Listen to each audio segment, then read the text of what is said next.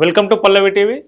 రాష్ట్ర వ్యాప్తంగా హనుమాన్ శోభాయాత్రలు నడుస్తూ ఉన్నాయి. హనుమాన్ జయంతి సందర్భంగా మనకు హైదరాబాద్లో చూస్తే గౌలిగూడ నుంచి అట్లాగే తాడ్బండ్ వరకు దాదాపు 15 కిలోమీటర్ల మేర హనుమాన్ శోభాయాత్ర జరగనుంది. ఆ శోభాయాత్రలో దాదాపు 168 చిన్న చిన్న శోభాయాత్రలు కూడా ఈ పెద్ద యాత్రలో విలీనమై చివరకు తాడ్బండ్ హనుమాన్ టెంపుల్ వరకు యాత్ర కొనసాగే అవకాశం ఉంది. ఈ యాత్రకు ప్రతి సంవత్సరం ఏటికేడు విపరీతమైన ఆదరణ పెరుగుతూ ఉన్నది. సో నడుస్తూ ఉంది.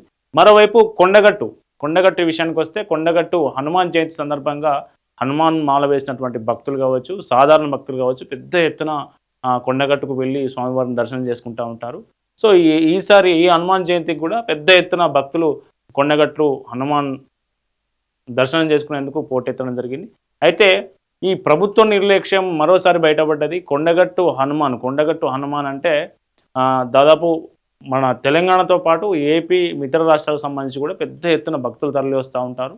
కొండగట్టు హనుమాన్ను చాలామందికి విశ్వాసం హనుమాన్ మీద. సో హనుమాన్ ఆలయంలో గతంలో దొంగలు పడ్డారు. హనుమాన్ ఆలయంలో గతంలో చాలా హనుమాన్ ఆలయంలో పనిచేసే వాళ్ళే చేతివాటం ప్రదర్శించారు. ఇట్లాంటి ఘటనలు అనేకం నడుస్తూ ఉన్నాయి.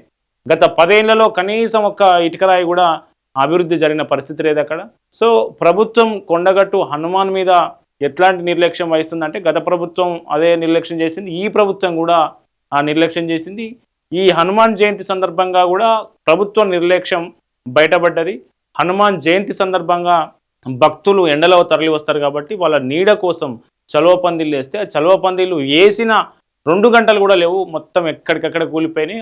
ఆ చలువ పందిళ్ళ కింద ఉన్నటువంటి హనుమాన్ భక్తులు కూడా గాయపడిన పరిస్థితి, దాదాపు 15 మంది వరకు గాయాలైనట్టు తెలుస్తూ ఉంది. సో ప్రభుత్వం ఎంత నిర్లక్ష్యం, కనీసం పందిరేయడం కూడా చేతనైతలేదు ఈ ప్రభుత్వానికి. పందిరేస్తే కూలిపోతూ ఉంది. ఎట్లాంటి నాణ్యతమైన పనులు చేస్తూ ఉన్నారు. కొండగట్టు హనుమాన్ హిందువులు అత్యంత విశ్వాసంగా నమ్మే హనుమాన్ ఆలయం సంబంధించి ప్రభుత్వానికి ఎట్లాంటి చిత్తశుద్ధి ఉన్నదనేది నిన్నటి చలువ పందిళ్ళ కూలిన ఘటనతోనే మరోసారి బహిర్గతమైంది. సో దీని మీద అటు కొండగట్టు అంజన్న భక్తులు కావచ్చు, అట్లాగే హిందువులు కావచ్చు పెద్ద ఎత్తున ఆగ్రహం వ్యక్తం చేస్తూ ఉన్నారు. మనం ఆ విజువల్ చూద్దాం ఒకసారి.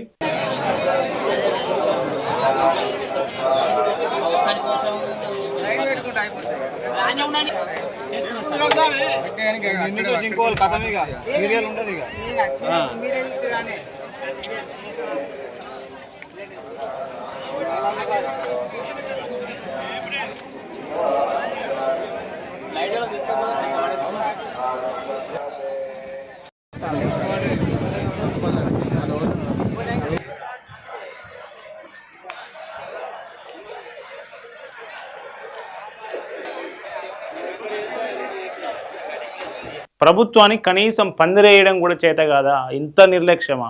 హనుమాన్ భక్తులు, అంజన్న భక్తులు అంటే ఇంత నిర్లక్ష్యమా?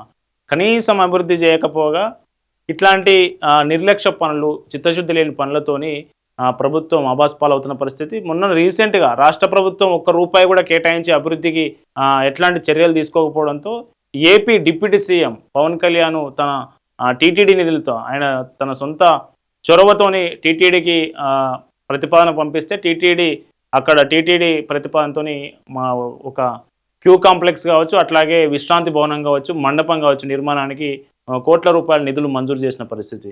సో ఏపీ ప్రభుత్వం టీటీడీ ఆధ్వర్యంలో ఇక్కడ అభివృద్ధికి నిధులు మంజూరు చేస్తూ ఉంటే మన రాష్ట్ర ప్రభుత్వం నిధులు ఇవ్వకపోగా కనీసం హనుమాన్ జయంతి సందర్భంగా చలువ పందిళ్ళు వేస్తే ఆ పందిళ్ళు కూడా కూలిపోవడం పరిస్థితి అంటే ఎంత నిర్లక్ష్యమో చూడండి. అంటే రాష్ట్ర ప్రభుత్వానికి అటు మనకు దేవాదాయ శాఖ మంత్రికి కూడా ఎట్లాంటి చిత్తశుద్ధి ఉంది హనుమాన్ భక్తుల మీద, హిందూ దేవాలయాల మీద, హిందూ పండుగల మీద ఎట్లా ఉందనేది ఈ ఒక్క ఇన్సిడెంట్తోని తేటతెల్లమైన పరిస్థితి.